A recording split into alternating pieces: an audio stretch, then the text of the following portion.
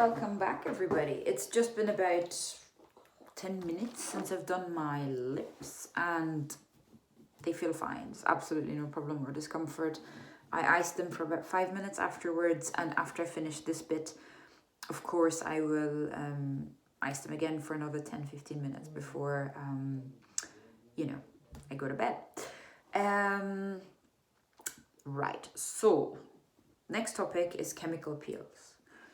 Chemical peels are amazing. They're very different to Botox fillers completely. So Botox obviously relaxes muscles of the face. It doesn't fill anything out. Fillers, on the other hand, fill certain areas of the face out, like for example lips, cheeks, nasolabial folds. Some people have lines here, they're called marionette lines. You can fill them in. Recently, we've been doing all sorts of things. Some people augment their chins. You can augment the angle of the jaw. You can augment temples if you like. You name it. So that's the fillers. Now, chemical peels work at a very different level. They don't alter the structure of the bone or the skin underneath. They don't. They just improve the actual quality of the skin. The idea is that the skin is composed of, technically speaking, 3 layers. There's the fat layer, and then, the top layer is the epidermis, and then the second layer is the dermis. The epidermis is the superficial layer of the skin. It is composed of 5 layers, and only the very, very lower layer is actually the live layer, so to speak. And the way it works is the live layer produces skin cells that then migrate to the top 5 layers, essentially, dead. And they just basically live there until they fall off or they shed naturally, if you like. And that's it. And then new ones come all the time.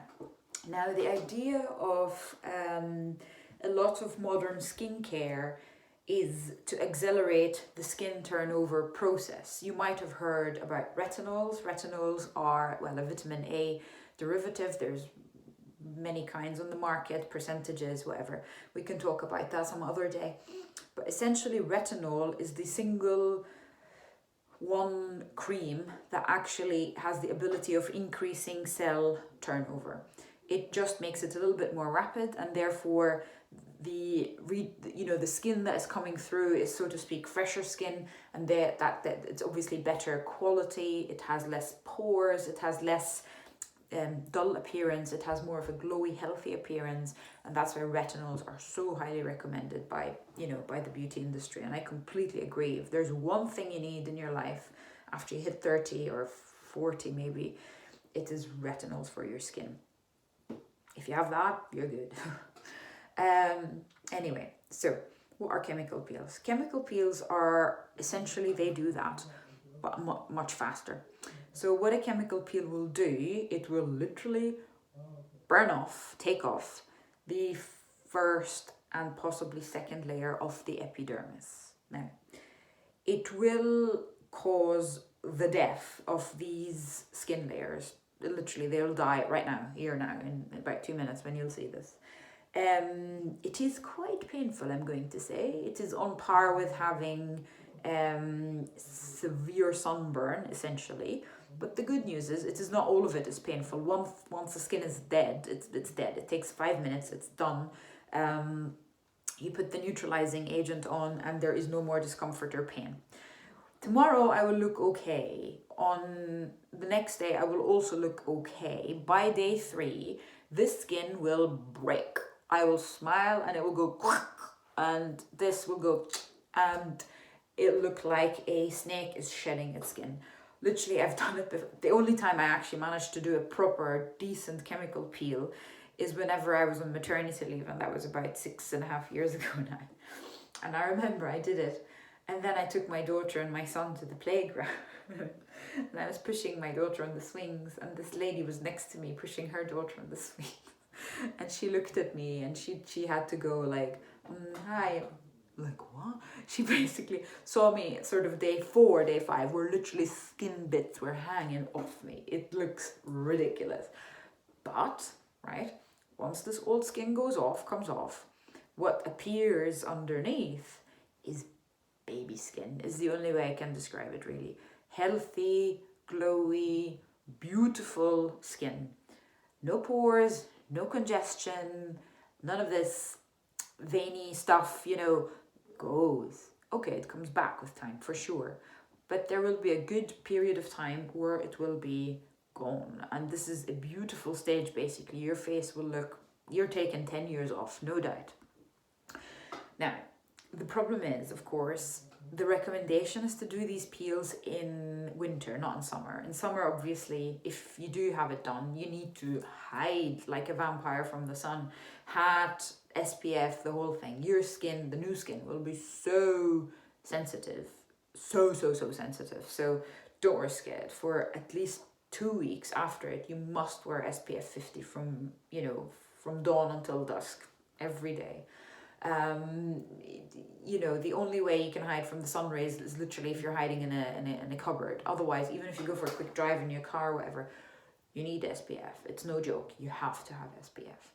And I'm talking 50, not like 10 or 15, like the stuff that's in makeup. You need really the hardcore stuff. So that's why we usually recommend, if you're doing a chemical peel, you really ought to be doing it in the winter months, because then there's less risk, less exposure to sun, etc, etc, etc. However, now it's just as good, I guess. We're not going out for much more than an hour a day, and in this hour a day I will wear sun protection, no problem. Right, so yes, painful. It is painful. It is very painful. It is, like you saw me when I did my lips a minute ago, does not bother me one bit, but I'm already sweating in anticipation of the chemical peel. It is pain, but it is 5 minutes of pain. I need to bear it, and then I'll be done. Now, 5 minutes is not exactly accurate. What I'm looking for is something called frosting, right? So when you put the chemical peel on, the skin starts to die off, but not at exactly the same rate. For example, my forehead skin is quite tough. My skin here is really sensitive, so I reckon my skin here will be dying off before my forehead skin will die off. And the sign is called frosting. Frosting is when it starts to have like tiny little white spots, like frosting, like a Kellogg's cornflakes frosting, you know what I mean, the white stuff. Once it develops the white stuff, you neutralize. Because once the whiteness develops anywhere, it means your skin has had enough, done. Neutralizing agents, you can get any neutralizing agent bought, doesn't matter. But you can also make your own. There's really no need to pay a fortune on a neutralizing agent. All you need is a little bit of water, and that's actually enough. Water in itself is enough. But you can also you can add sodium bicarbonate or baking powder or, baking soda into it. Because that is, acid gets neutralized by a base. Done. Now, some of you would say that trichloroacetic acid, which is what I'm using, TCA, doesn't really need neutralized. And that is correct. It doesn't actually need neutralized. Why do I do it? The pain. I don't see the reason that you need to suffer more when you don't need to suffer more. It is bad. These 5 minutes are from hell. But fine. I can bear it. Now, some people in some clinics, what they offer is fans. They sit and they fan the patients. Right. I mean, sure, if that helps, I don't know. I in my personal opinion of the, right. The other thing some people do is they have an electric like jet of cool air going onto the skin. Sure, that helps, but it doesn't really help. Do you know what I mean? It's more like, I think it helps me, but the fact is there's acid killing the outer surface of your skin, and it is painful. So, shall we begin the fun then? The main thing with applying a peel is protect your bits that you don't want peeled. I mean, I don't want to necessarily get white hair out of it because I don't know, I haven't really tried it on my hair. I don't think it's good for my hair. So, wow, that is a nice look, right? The other thing I really don't want to bleach, if necessary, is my eyebrows. So Vaseline, where's that? Vaseline again. So I'm going to put it over my, eyebrows. And And the other thing obviously is my lips. I don't want them to necessarily get acidified either. So I'm gonna put some on my lips. And lastly,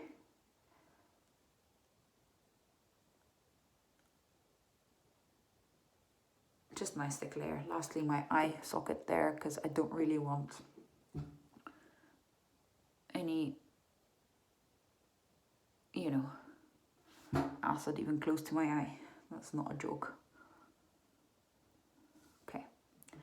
Yeah, the rest is fine. Don't want my lids done either. I mean, some people do.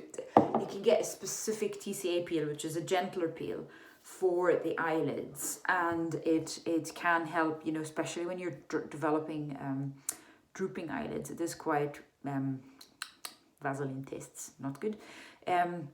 It's quite useful sometimes to do it, because especially if you get really crepey skin, it does improve the texture of the skin. However, oops, sorry. However, it is, I mean, having this pain on the lids is something else, really. It's bad enough on the face, but the lid, honestly, takes the pain to a different level. So maybe not necessary. Leave the lids droopy, it's okay. Anywho, so I have my acid poured out in a little dish, and I have a little special brush for TCA peels. You don't need that. What you can do is you can dip your peel in gauze if you like, or you can use cotton buds, and I used to do that before I had my brush, where you just take two, like, you know, the Johnson & Johnson cotton buds, dip it in, soak it up, and just start applying your peel.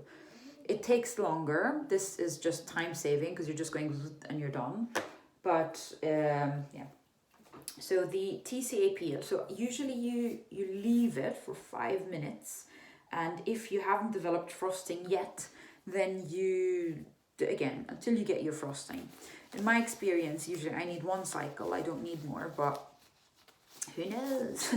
Sometimes if you've had TCA peels a few times, then, you know, your skin becomes maybe a little bit less sensitive to them, who knows? Judging by my last experience about 6 years ago. Anyway, and there is my neutralizing solution in a bowl, and obviously I'm doing it here for you in my office. I'm not gonna be at a sink. If I was at a sink, I'd just wash it off, but I just have some wipes and stuff, and I'm gonna just, afterwards, you want something soothing to be applied. One option is just Vaseline all over the face. That's what I normally do, but you can put any cream that is, you know, even Sudocrem if you need to, is totally fine. Anything that takes the burning feeling away. Imagine it's a really bad sun cream, whatever you would use normally for that. Vaseline's good, Sudocrem's good. I wouldn't use calamine lotion, it's too drying, so you are gonna get really dry skin after this, so you don't want that. Probably Vaseline and Sudocrem are the best. There are specific post-peel creams you can get. We'll talk about that in a minute. I recommend for the first 1 or 2 days, literally nothing but Vaseline. Once the skin starts to break and, you know, the sloughing stage happens, then you want to really treat your underlying nice new baby skin. Vitamin C is an option. Retinol is an option if that's what you use anyway. Depends what you're after. Some people like to continue with Vaseline only. Each to their own. Anywho, so I will log you off and log you back on again in a second, and we'll start applying